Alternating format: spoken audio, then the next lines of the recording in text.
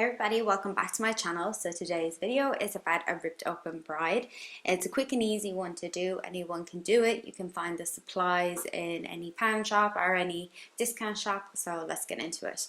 So I started off by applying the liquid latex where I wanted it, and I just picked up mine in the local pound shop. It was really easy. And then put a layer of tissue over it and make sure to let every layer dry fully. I didn't let it dry completely fully, and now I understand why that extra time is needed. So yeah, this shouldn't be like a too quick process to do. So yeah, just make sure and let every layer dry completely before going on to the next. So I just brought mine down along the neck because I wanted it to go down as well. So I just did that and just skipped editing that. So then I went in with just a tattoo. I picked these up in Tesco's. They were really handy. It was just a transparent tattoo with a little cut. I thought it'd be cute just at the edge. Of course, if you had more time, you could draw one or whatever.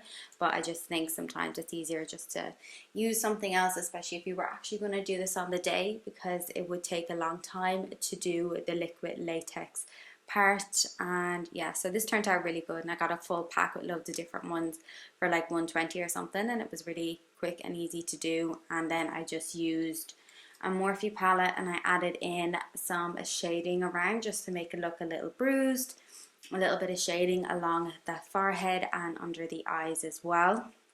So purples, blacks, anything like that you could use. You could add in shimmer if you wanted to. I chose not to, but that's optional as well for you. And then I was just letting the latex dry.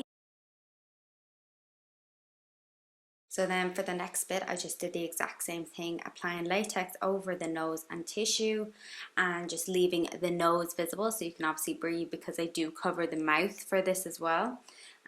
So yeah, so just to cover it all, again, let the latex dry all around. And then it's easier to take off in the end. So then I just applied some latex over the mouth just to close the mouth over, applied some tissue on over, and I covered it up a good bit because I didn't know how much I wanted covered and how much I didn't want covered. So I think it was better off just to add in as much as you wanted done. And then I just went in with the hair dryer all over on a medium heat just to dry it all in. The next step I did was adding some teeth, which you can't really see because they were quite transparent, but I just cut up teeth that I got in like a vampire set, and they were easy enough to put on, just to cover on and put the teeth on. And then I covered them with some white, red and black, which you'll see in a few minutes. And I also got Valerie to come closer to the camera just so you could see the teeth a bit more. I did like 4 or 5 top and bottom. I didn't add too many because there was going to be blood and stuff around.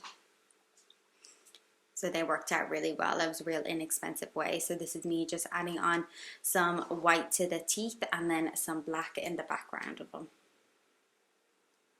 just to make them look that little bit old, just to make them look a little bit rotten and a little bit old, just to go with the whole vampire theme.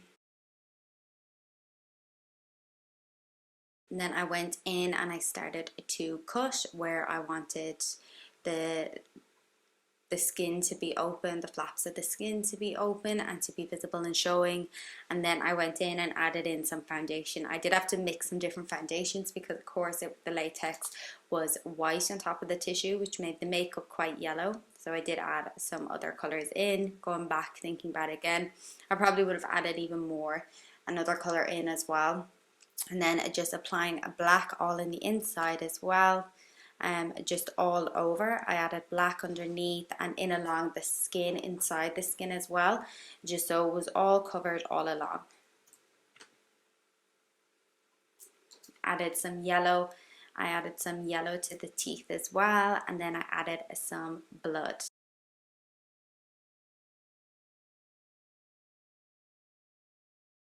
Also added some blood to the veil as well, just to give it that little bit more of a realistic kind of drag through the bushes kind of look.